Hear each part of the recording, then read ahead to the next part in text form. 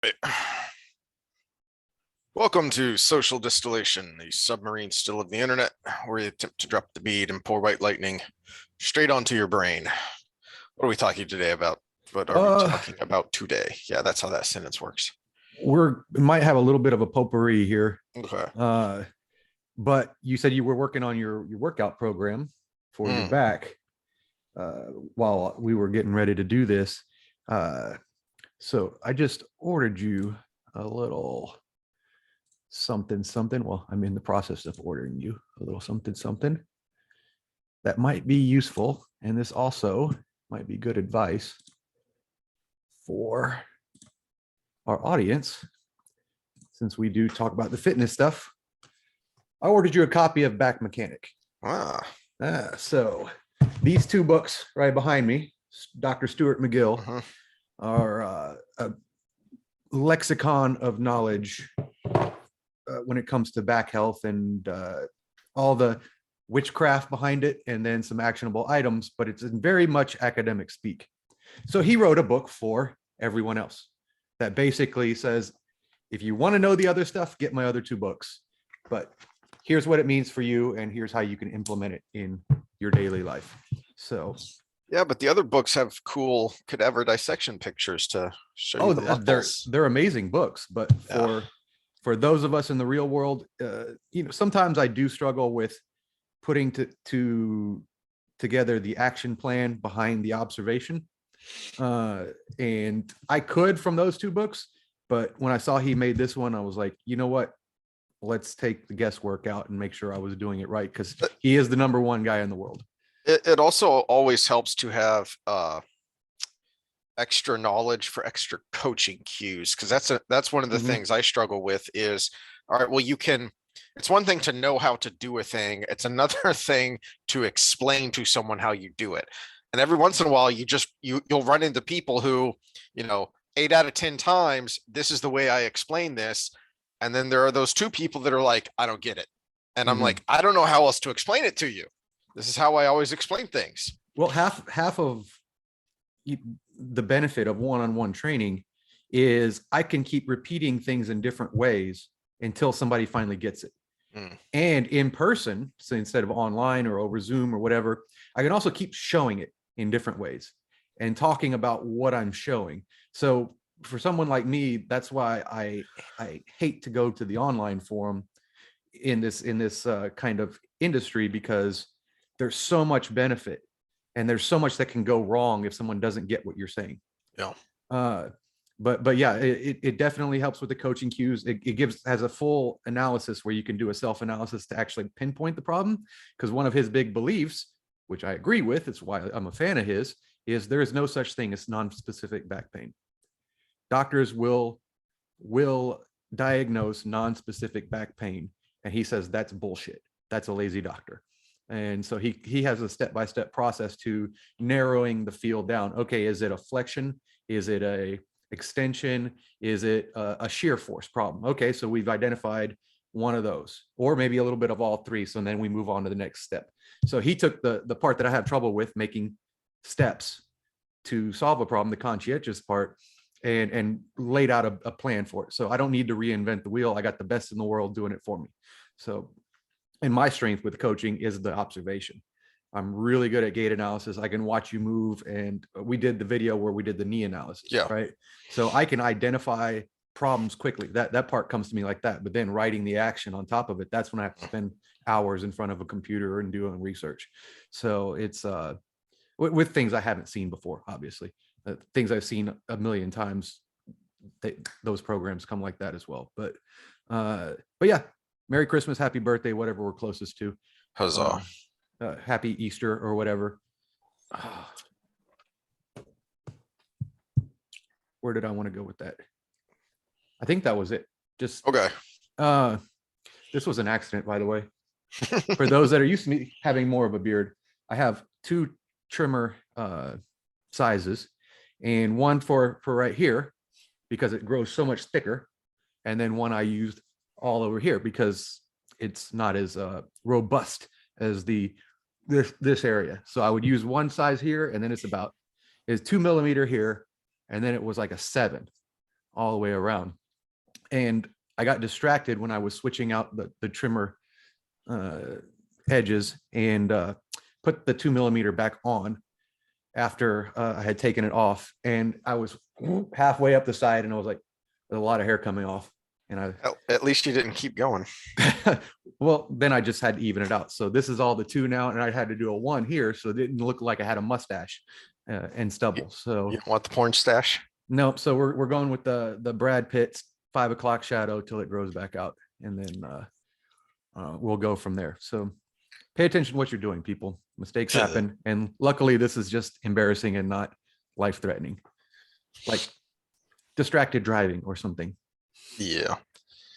I had, speaking of potpourri, I have another I need to admonish myself and make a correction, kind of like our episode 69 that we completely missed. Uh-oh.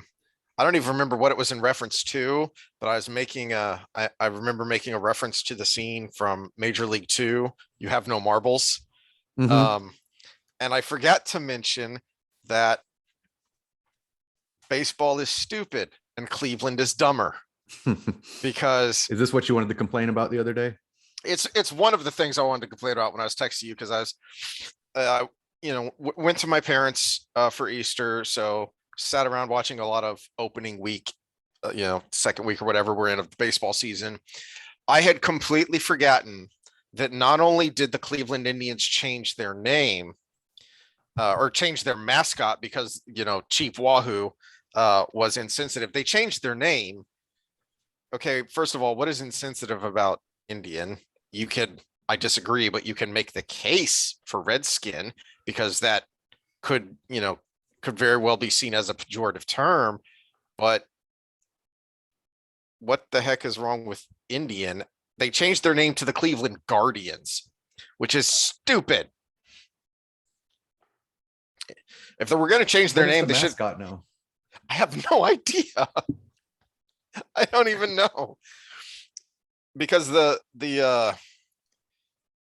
instead of the C they have this kind of weird thing that kind of looks like a cross between a C and a G. I don't even know what it is, but if they were, do you need ability to share screen? I might have to look for it, because it is so dumb. Cleveland Guardians. What? While you're looking, this is actually one of the things I wanted to Terrible. talk about today, because it leads into kind of the main topic I wanted to talk about, because I was chatting with someone else and about being political. And I was like, I don't want to talk politics, because telling them we're probably going to be recording today because it's annoying. But they're like, oh, I don't like to be political either. And I was like, yeah, except now when I think about it, the whole reason this started is because we can't get away from it. Yeah. Because it's innervated in everything. And then as we've been talking after we got started with this whole thing, not only can we not get away with it, but it's so necessary because it's integrated in so many parts of our lives. And there's the nonsense. What? Yeah. So it's a baseball with a G and wings. Nice. Okay. They have wings, so they're extra absorbent. Okay, so this is something slightly benign but more annoying than anything else, right? Because politics force the change, right? And more specifically, extremists on one side forced the change, and this is where us reasonable people have to be involved and step in and say no to the children. So that's one part of it. That's one thing I kind of wanted to lead in with, because not only can you not get away from it, but there's downstream effects that are going to affect our children. Yeah. There's downstream effects that are most likely going to happen in our lifetime. Sometimes people die for these things, if not just change the quality of your life. So yeah, it's not only everywhere, but it's kind of everybody's responsibility, especially in a democratic republic, to actually be informed and do something about it. And my biggest skill, like I said, is observation and breaking things apart and picking them apart. So I just figured I'd use that skill. And what does everybody do with their stuff nowadays? They put it on YouTube. So this was the best avenue I saw, instead of just bitching and moaning to people as we work out.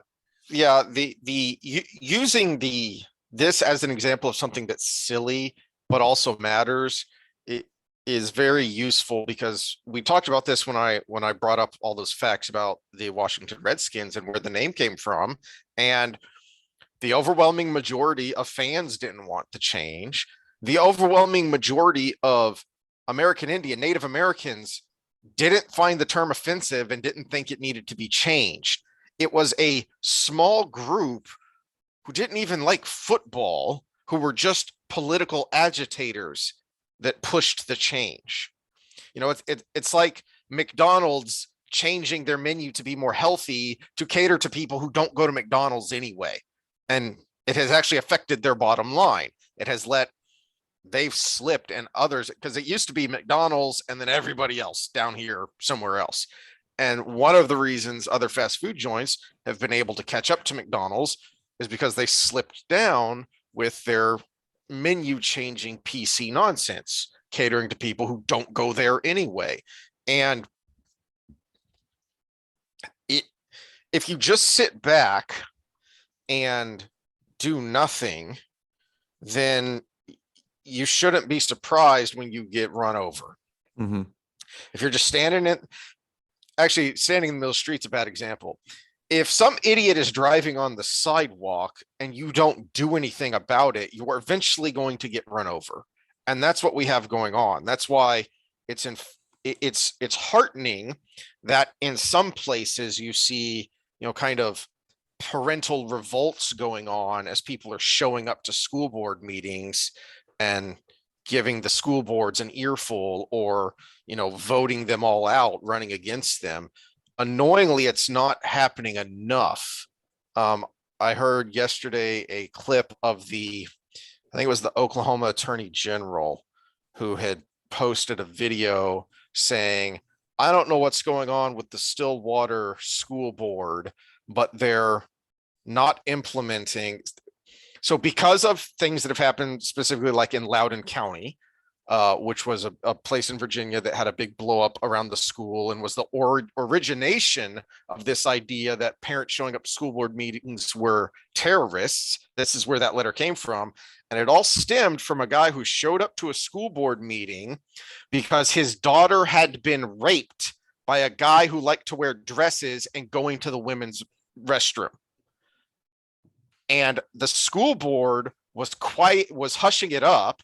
The school board, he was being told, I don't believe you, your daughter's a liar. And they just transferred this kid to another school where he did it again. So Oklahoma passed, I don't remember if it was a bill or if it was just from the education department's, an order from them that you can make accommodations for a separate restroom for somebody who's on the gender spectrum. But if a restroom is labeled men, then only males go in there. If it's labeled women, only females go in there, period. And the Stillwater, Oklahoma school board is saying they're confused and they need more guidance before they can implement this. How the hell is that happening in Stillwater, Oklahoma? How are there not open revolts? How are those people allowed to show their faces in public without, finger wagging parents in their face? Because this is ridiculous. Well, there was one locally. is on the Facebook page for moms and dads of the area, and it's the other Friendswood school. There's two. One is Friendswood ISD, and the other is part of Clear Creek ISD. And it was in reference to the school that is in Friendswood. That Friendswood is split with Harris County and Galveston County. And on the Galveston County side, you're Friendswood ISD. On the Harris County side, you're Clear whatever. I get them all mixed up. There's Clear Springs, Clear Creek, Clear Lake, Clear Falls. I don't know, whatever the ISD is, it's one of those names. I think it's Clear Creek ISD is over all of those. In one of those schools, they had a separate company come in that taught basically what would be the basis for the start of the slippery slope that leads to something that happened in Loudoun County, which is talking about gender pronouns and how to be inclusive to the trans community and I guess you'd say the LGBTQA plus community. And one of the parents had a problem with it, but was trying to be, I guess, political in their speech, saying, hey, I just wanted to point this out to everybody and see what you thought, because this company would not disclose their curriculum, what they actually said in the classrooms, what was actually done during these education sessions. And this parent wanted to know. And I was looking down through the comments, and this is the Friendswood moms and dads is all of Friendswood. It's not just broken up by the county.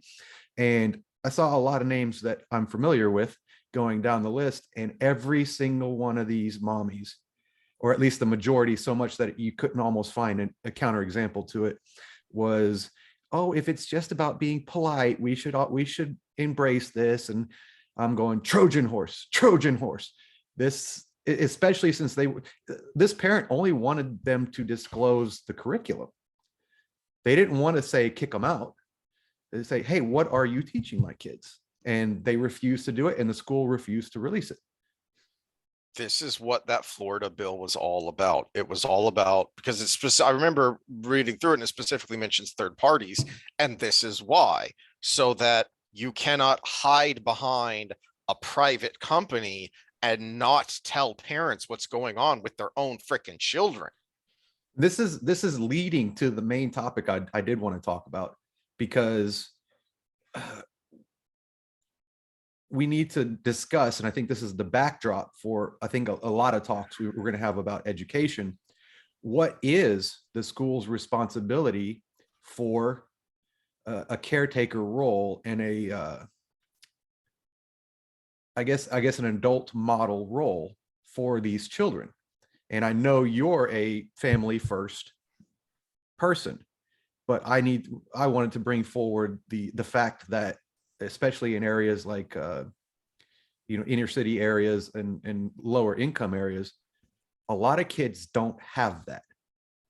And that's where school can come in and be that for a lot of people. But then you can't say, oh, this kid doesn't have it and this kid does, so I'm going to ignore the kid that does. And so that's, I think, the discussion we need to have, and maybe just talk out loud, because I don't think it's much of a debate, because you understand that some kids don't have that at home. But again, it also encroaches upon the parent, because if you're going to do it for one kid, you have to do it for all. I don't know if we're ready to get there yet, because I also wanted to talk about something else. And I think it's a little lighter. I want to talk about Bernie Sanders. Okay.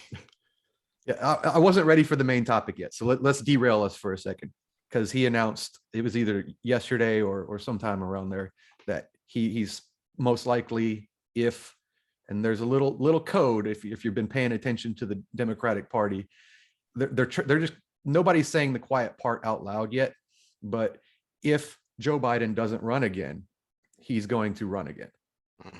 And the quiet part they're not saying out loud yet is, if he's not fit to run again, I'm going to run again. And I think as we get closer, that's going to be, all it's going to take is the first prominent Democrat, not just any Democrat, first prominent Democrat to say that part out loud. And that person's probably going to get booted from the DNC, but then the next person can come forward, and then the I am Spartacus starts, but yeah,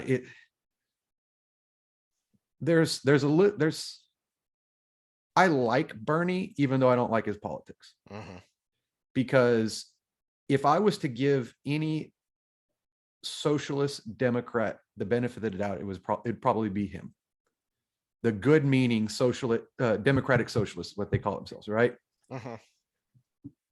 And my beef with democratic socialism isn't the intention behind it, because the intention behind it is a whole country gets together and votes on what the whole country wants, and it gets spread around that way. hence the name, democratic socialism, right? It's a good concept, but we're the wrong population for it. That's where I have my beef. We are too individualistic for it to work. And when you have a majority that is not going to fit well into a system, you will need an authoritative government to handle it.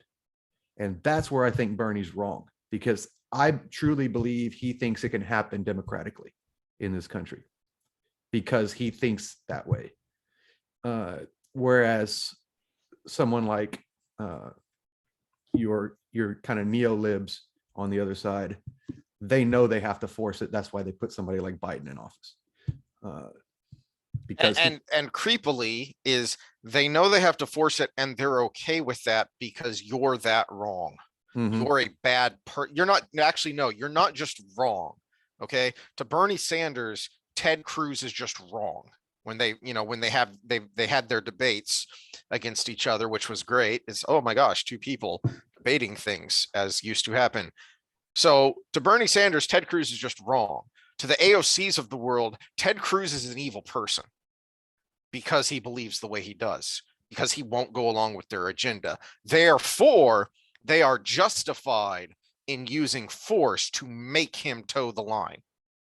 And on down from there, it's, Ted Cruz is a senator, and they would be perfectly fine with using force against him. So what do you think they're going to do to the little guy?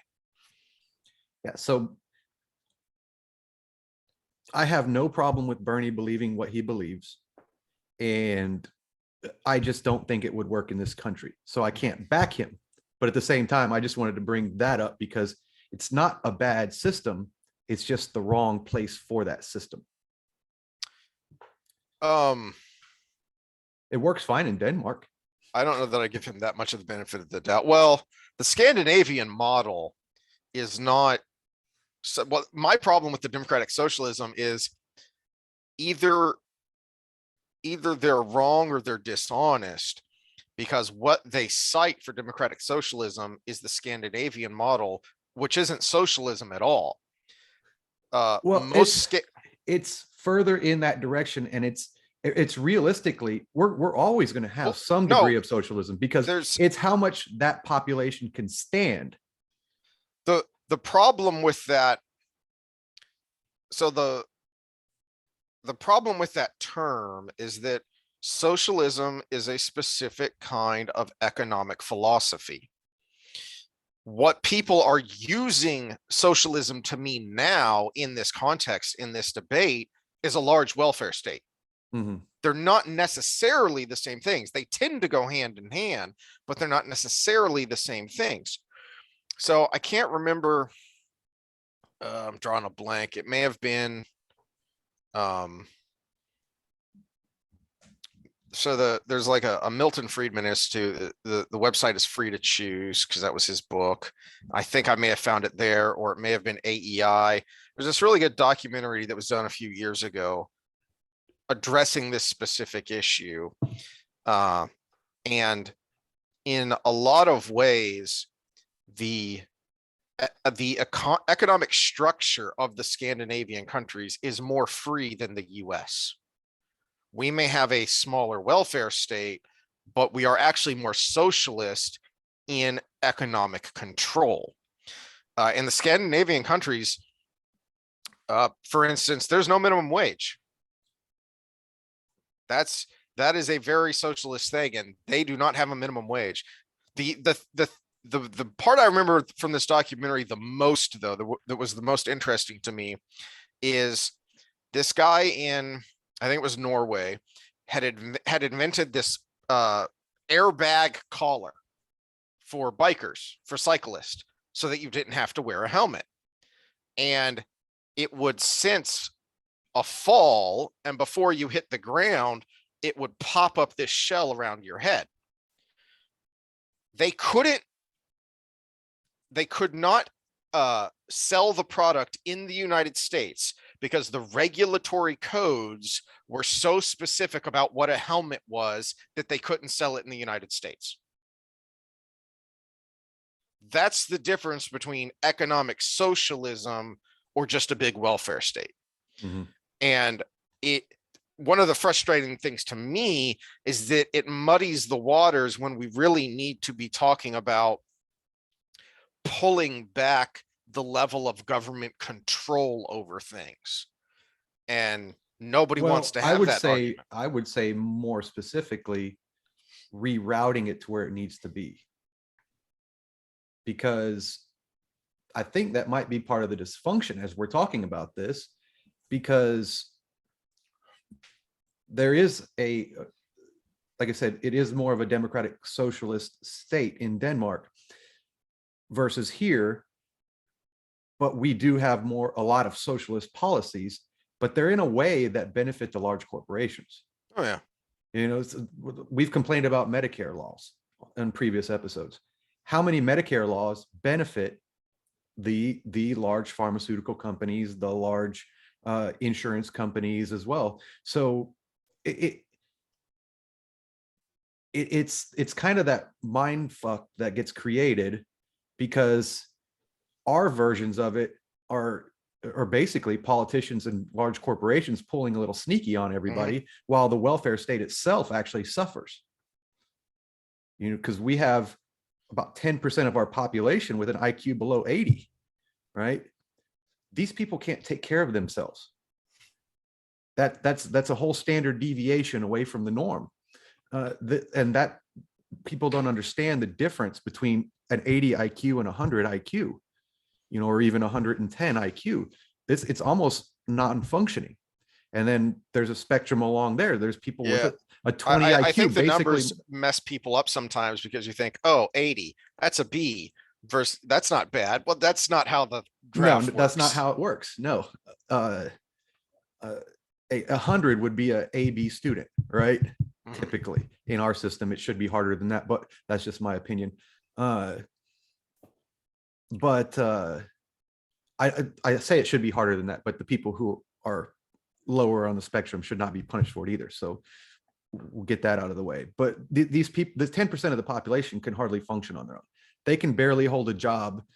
Peterson talks about it, a client of his that was on that spectrum, and he couldn't even hold a job folding papers to go into an envelope. He lost his job.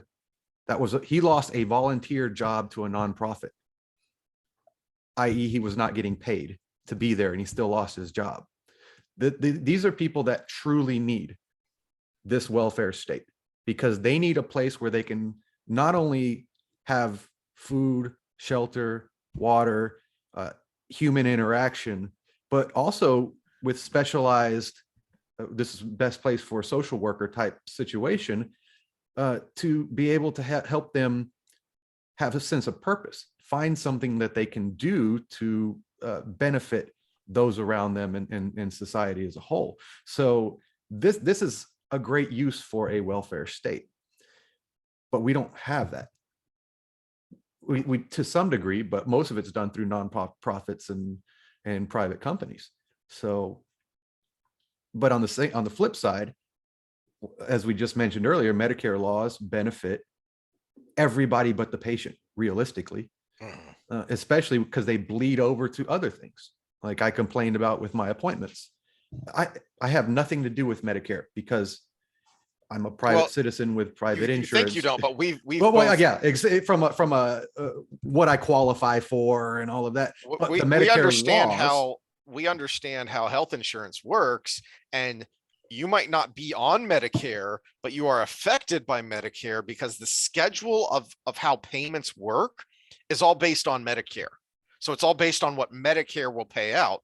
Therefore, we have a much more socialized medical system than most people think we do, because of how intrusive and overarching the government regulations are, which just makes common sense.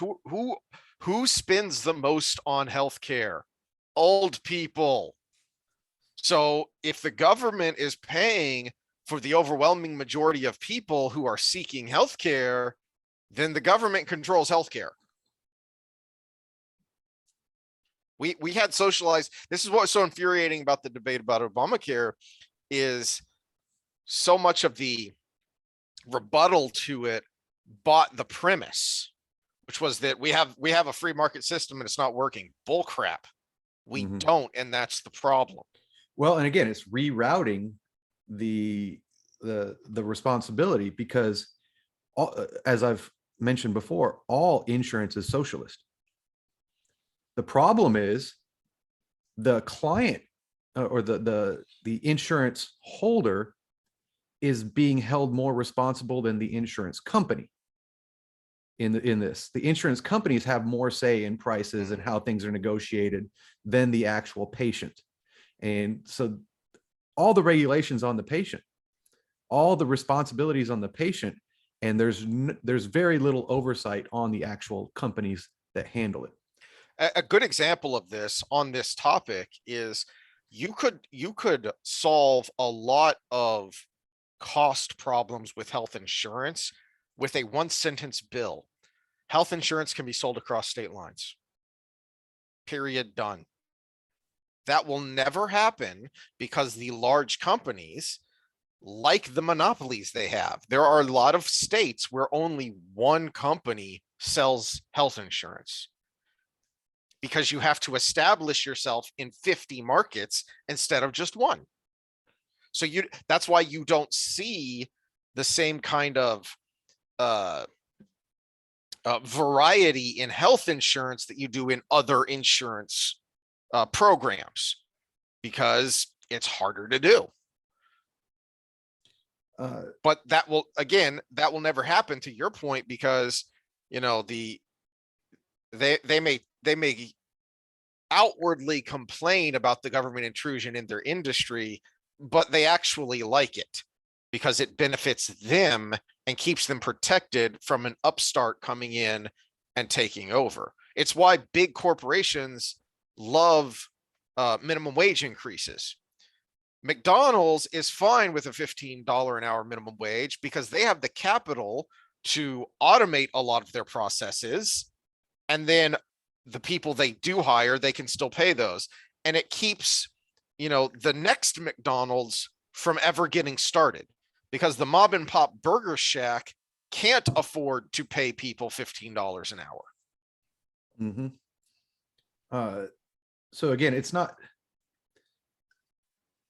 about it's not about what's the best system. It's the best one for the area. And realistically, in the States, part of the disconnect is everything from the top down has been kind of slid in there for the benefit of the people on the top.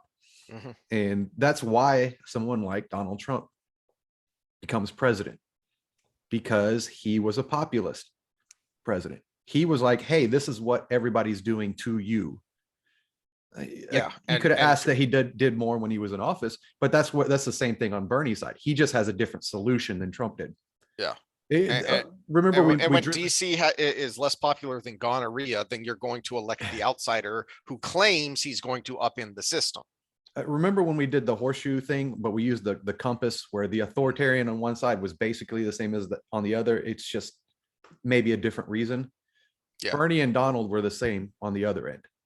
Yeah. They're both populists. It was one of the criticisms of Trump during the primary and even after he got the nomination is, why are people who claim to be conservative, why are you supporting someone who's literally attracting Bernie bros?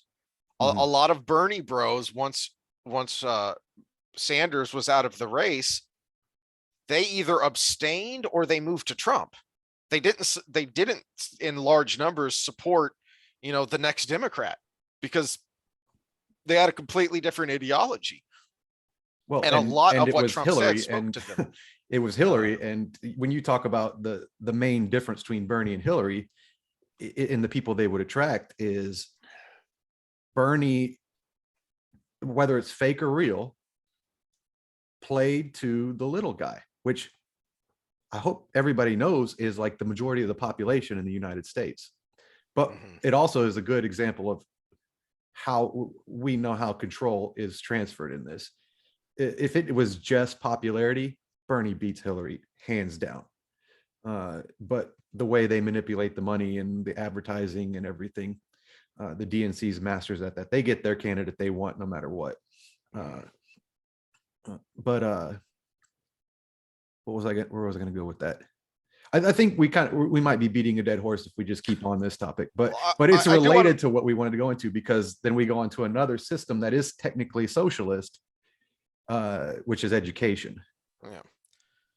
Well, I've said it before, and to both points, the general point and your specific point about education, this is where I think there is room for a valid, legitimate, competitive third party, which is to revive the Federalist Party, which is simply to say that, look, you can be as weird as you want in California, but the people in Nebraska shouldn't have to pay for it. Just like you don't want the people in Nebraska determining what your policies are in California. So I 100% agree, because one of the biggest issues with the United States of America is we are so large and diverse.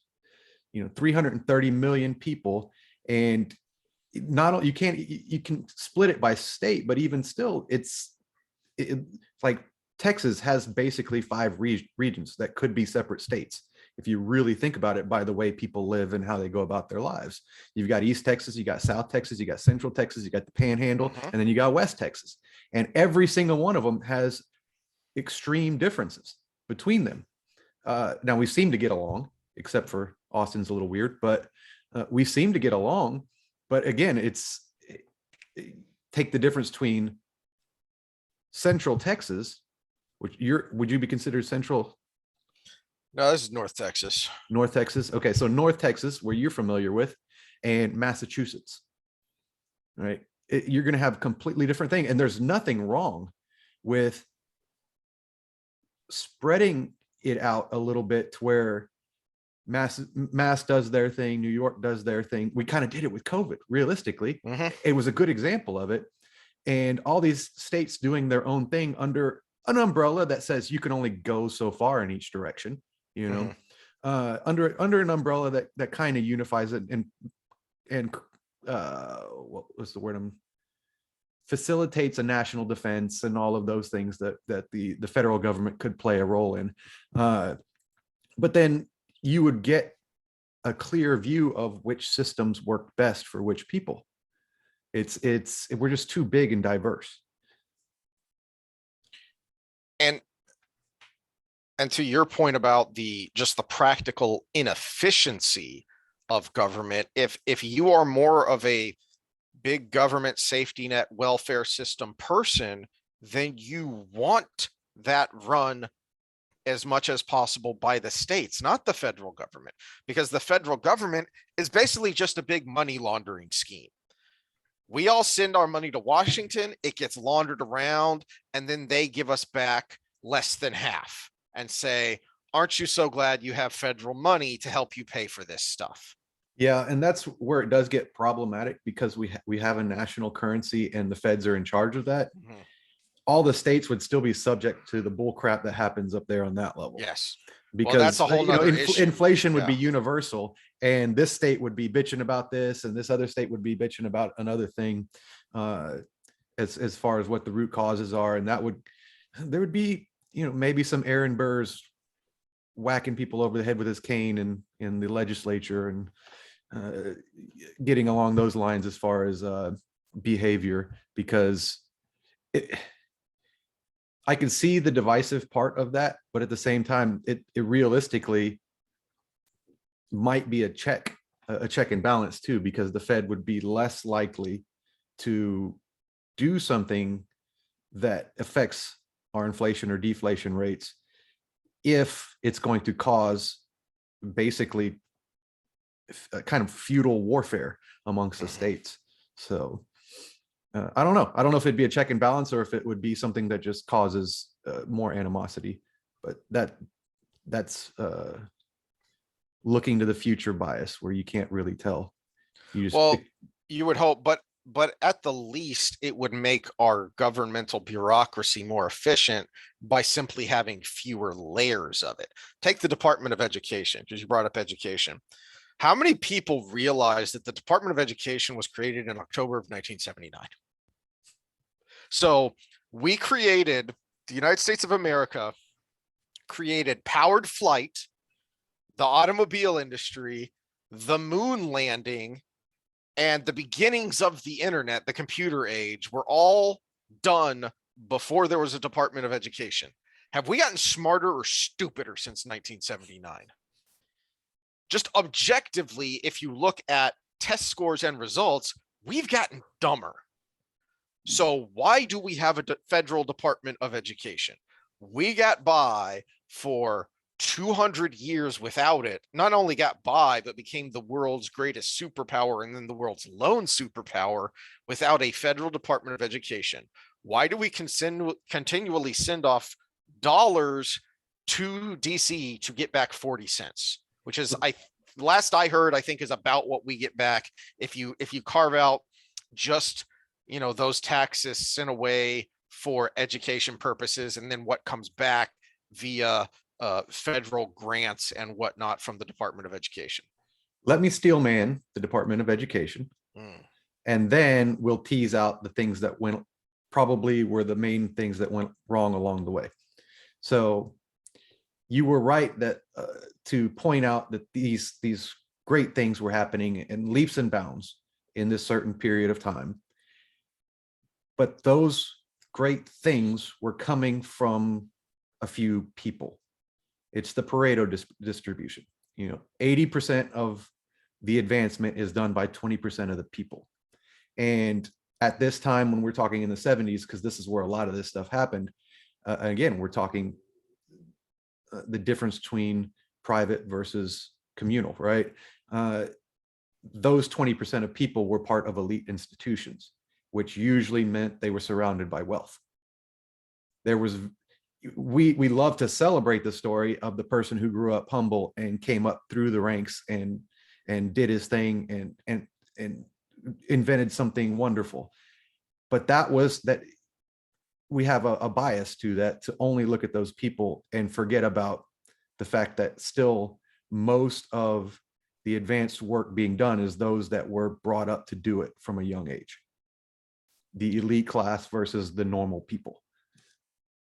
My point would be that the education system we had prior to the Department of Education allowed more people to be that small percent. The Wright brothers. No. This is where we tease out what went wrong. The intention was to expand the net. Yes. Right? But the problem is they diluted the good parts to expand it out. And this is the biggest problem with socialist type policies, is instead of just creating a bigger net to catch more talent, you end up spreading the net out and the holes are bigger. Mm-hmm. So that's the problem with something like, that's where it went wrong. So the steel man is, they were trying to expand the net, the good actors in this whole process. The problem is they did it in a way that basically pulled others down instead of brought others up. And that's really the big argument in the socialist debate, is how are you going to do it? Are you bringing people up? Mm-hmm. Well, give me a good plan for that. Are you pulling other people down to get those people up? Now we've got an issue. Yeah. Shelby Steele, for anyone who hasn't read it, go get Shelby Steele's White Guilt.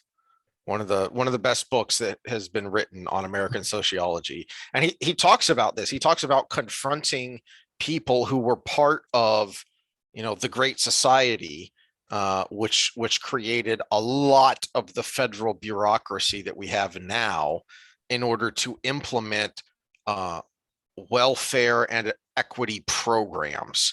And Steele talks about the utter failure of, not only the utter failure of those programs, but the negative impact that those programs had, and talks about people confronting him all apoplectic that he would denigrate those programs because you don't understand what we were trying to do.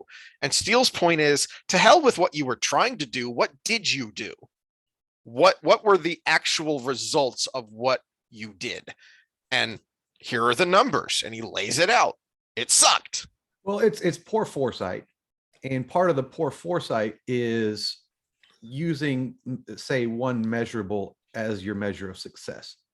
Did you get a 4-year degree? This is one of the worst messages we've perpetuated in the last 40 years. It says, did you get a 4-year degree? Everybody should be able to go to college and get a 4-year degree. Well, everybody should have the opportunity to do it, but you got to separate the wheat from the chaff at some point, or you're going to break a system. Because if you just make it to where everybody can go to school, whether they got an 80 IQ or they got 170 IQ, and everybody can go to the secondary and then college and then graduate education, well, you crash the system because not everybody's meant to go down that path. And that's where the foresight was poor, is they created one measurable. At the end of the day, everybody should have the opportunity to go this route, when the foresight should have been, we want quality school for everyone in the country. But in that quality school, we need a mechanism that says, you know what, you're probably best for trade school. You know what, you probably need to be in a special program because you're going to have trouble living in society, right? You're made for college. You're made for secondary. You're probably made for postgrad, right?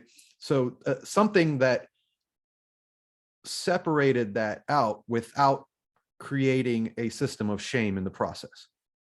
Whereas what we ended up with is everybody should end up in this same result.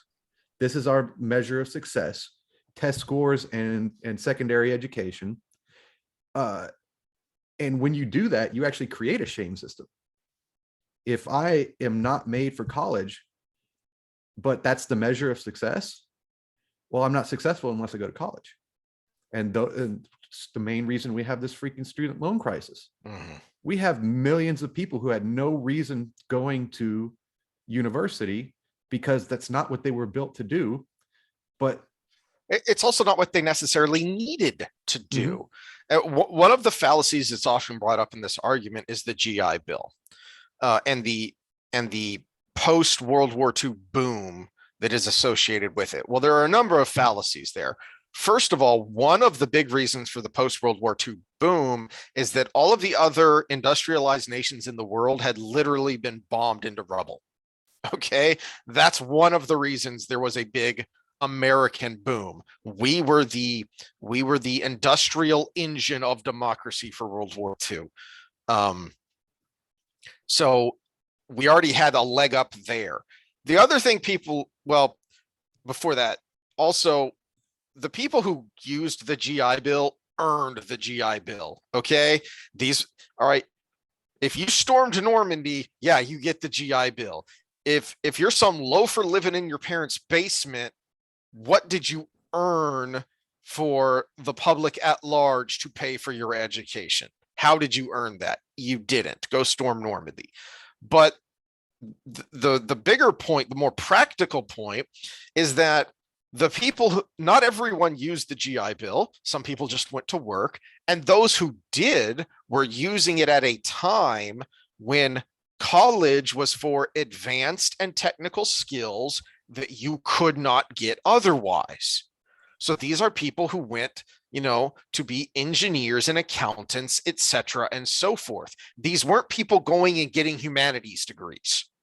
Well, and it's the intention of something like the GI Bill was to use another entity, which is the military, as a springboard for people who were like myself, which had the ability to go to university, but did not have the finances, right?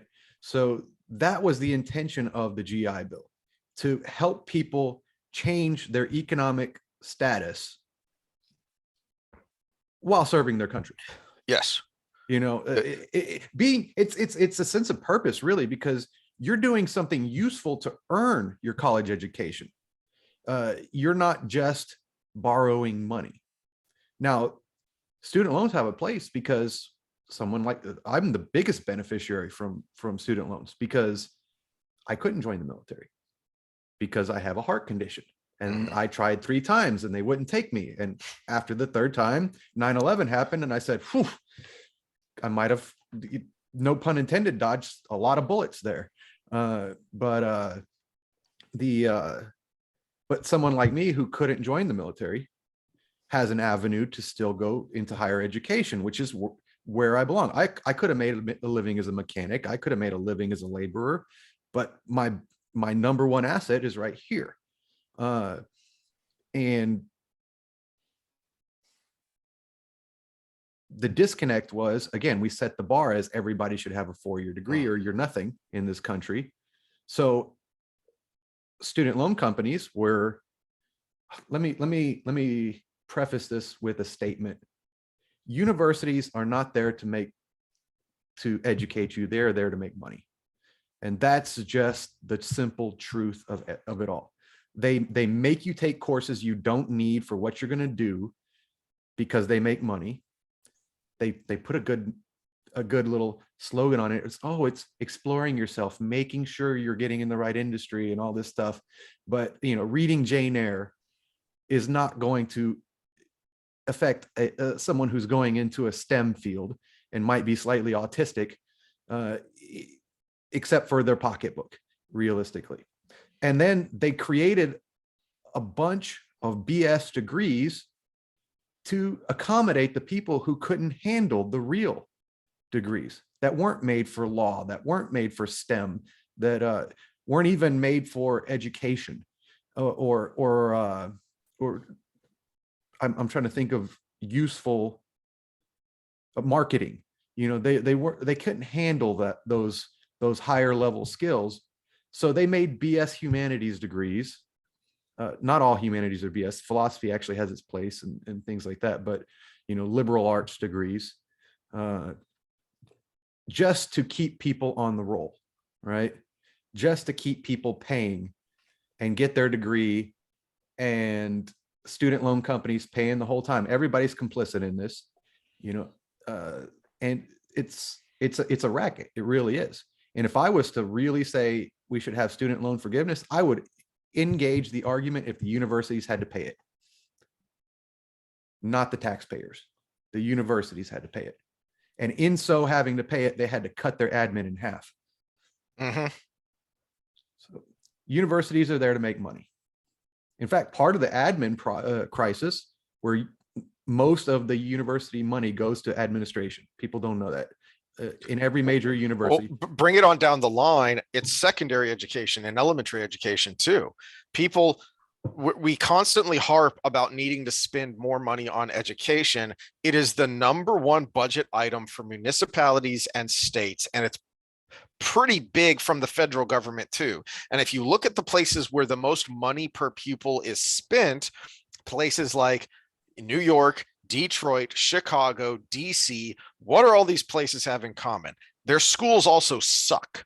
Okay. And a big reason for that is because the administration of these school districts has ballooned, and most of those admin jobs are 6-figure jobs. Wanting to say it's Northwestern, but I might, when you get on your next rant, look up if I can real quick find it. There was a breakdown, because this is all public information. You can get the salaries, but someone just put it together to where it was on a nice little spreadsheet breaking it down. But the equivalent of just the diversity inclusion department salaries was the equivalent of 2,100 and something students in their fees.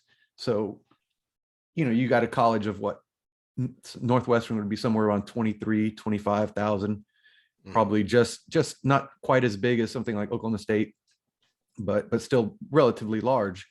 10% of your student body administration, or goes towards administration, and one department of administration that does one thing, which we still can't even figure out what that is. But yeah, one department in this school gets 2,000 students. It's unreal. We should start trimming fat, making universities pay for it, and stop this notion of you're nothing without a degree. I am 100% appreciative of an electrician when I need one, because that's one of the few jobs I don't want to do around the house, because I don't enjoy getting shocked and my hands sweat. So,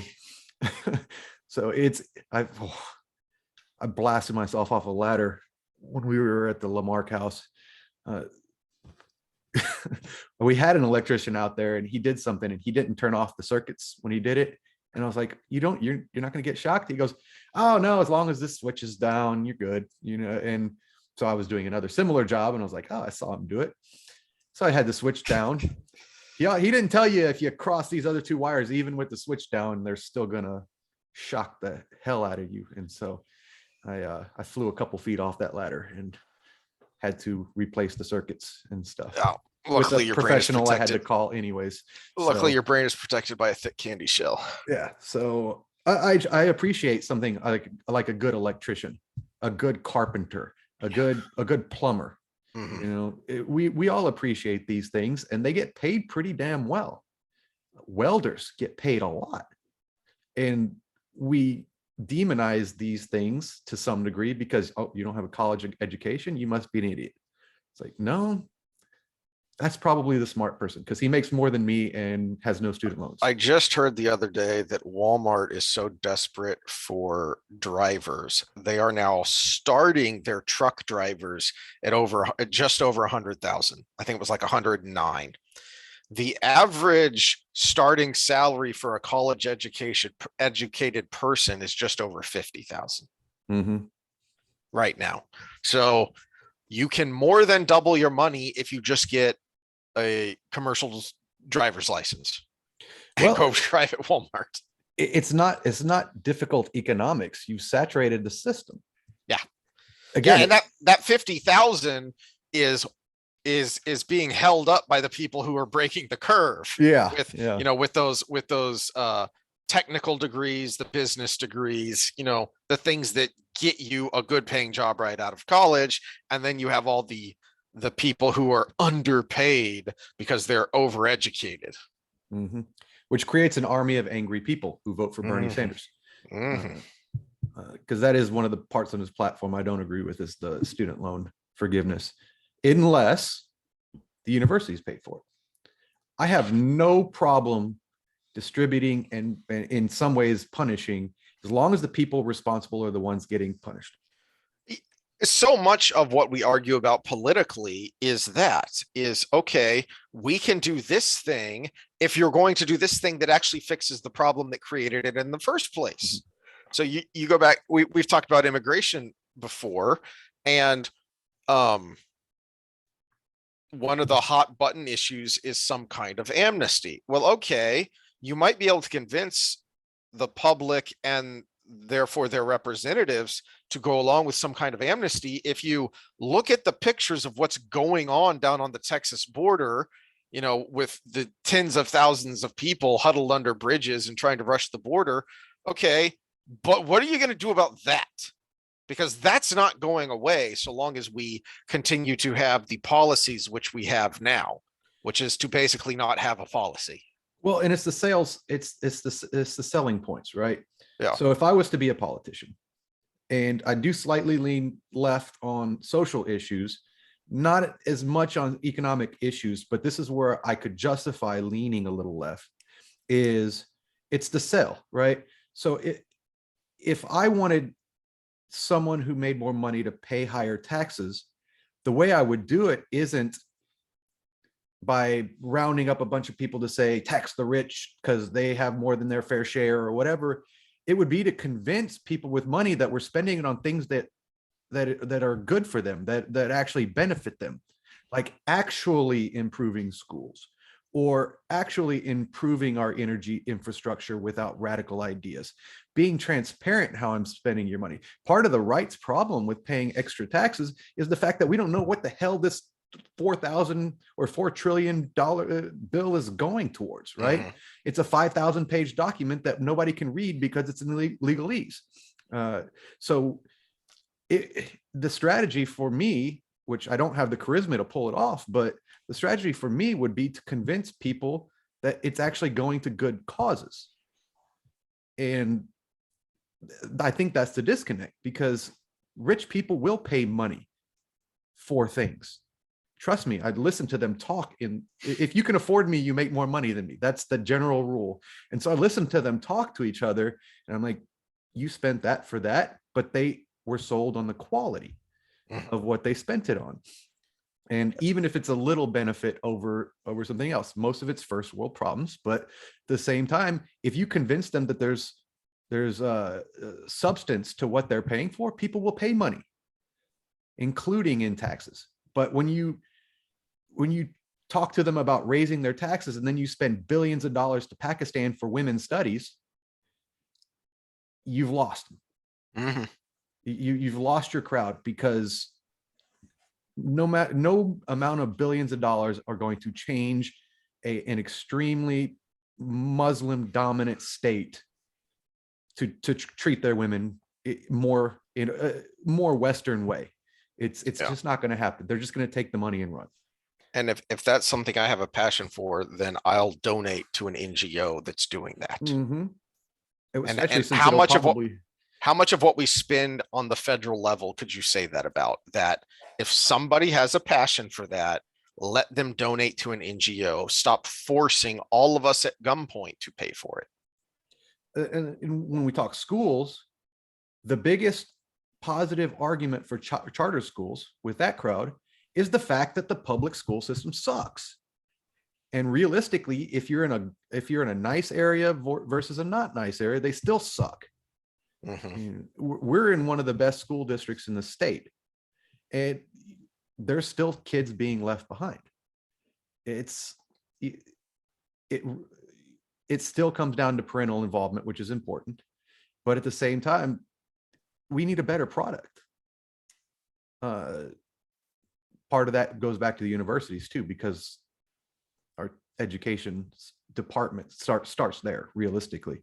And some of the topics with education I wanted to go off in is teachers being better trained to identify at-home trauma and at-home issues that where they need to step in and be a little bit more proactive on that, which is one of the problems with this pandemic.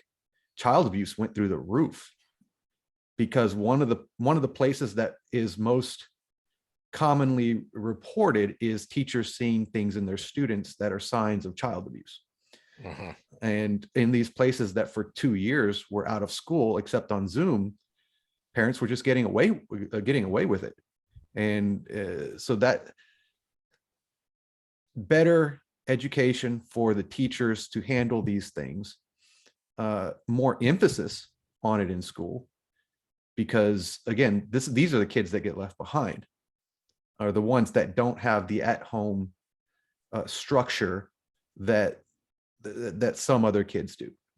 You witnessed it yourself with our interactions in high school. Mm-hmm. If it wasn't for your mother encouraging me the way she did in the 5th grade, because I had showed a little bit of skill in math, would I have gone down that route, or would I have hung out more with some of the other friends I would hang out with that ended up doing not so scholastic things with their lives? Again, these are the little things that we need to start going forward with. And the charter school crowd would have no argument if they weren't talking against a crap product. And I think people would shell out more money if they saw the product getting better. And you don't have much chance of it getting better so long as we have a one size fits all, which is what you get with the government. This is the beauty of charter schools, is that we have hundreds of different types of shampoo we can choose from, but only one type of school.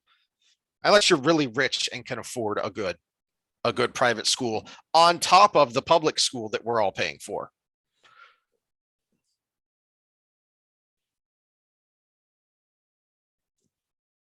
Did I break your brain? Well, no, it is. I support the charter school argument, but again, only because the other product is crap. And you should not be forced to send your child to something that's crap, mm-hmm. just because you can't afford to pay all of your property and local taxes and then still send your kid to a private school on top of that. You know, the national average private school tuition is about half of the per pupil spending by government on public schools. Funny how that works. All right. Well, I think we've beaten this dead horse, and I gotta pee and refill my drink so that we can talk about the Shadow Rising. I think we kind of set up to go down some of those, because I think now the discussion needs to shift to what changes need to be made on the public school level to make it better, and what are probably the directions these things need to take. And I think it starts in the university, because the teachers are the ones in front of the students. And this is where some of these ideologies are kind of getting in the way. Again, we're teasing out the things that got in the way along the way. And one of them is the education department was taken over by a certain group of people. Yeah, it's a good point. It's one of many things, but it is definitely one of them. And so changing the university system as a whole is probably one of the fixes to all of this. But then the trickle down effect of how we need to train these teachers, or the experiences we need to provide for these children, kind of benefit from them. All right. So for those that follow us for this stuff, we're going to end part 1, and then we'll come back with some Wheel of Time for those that follow us for both. And anything else? Any closing thoughts? No, not right now. We'll do some fitness next time, because I want to have some fun. Okay. So think of some topics that we might want to tease out. And maybe we'll meet sometime this weekend or something to talk that. But be a healthier country. And if you have any ideas of things we should talk about on the topic we talked about today, leave a comment, like, subscribe. If you hit the dislike, please leave a comment too, so we know why you hate us, so we can either improve or argue with you.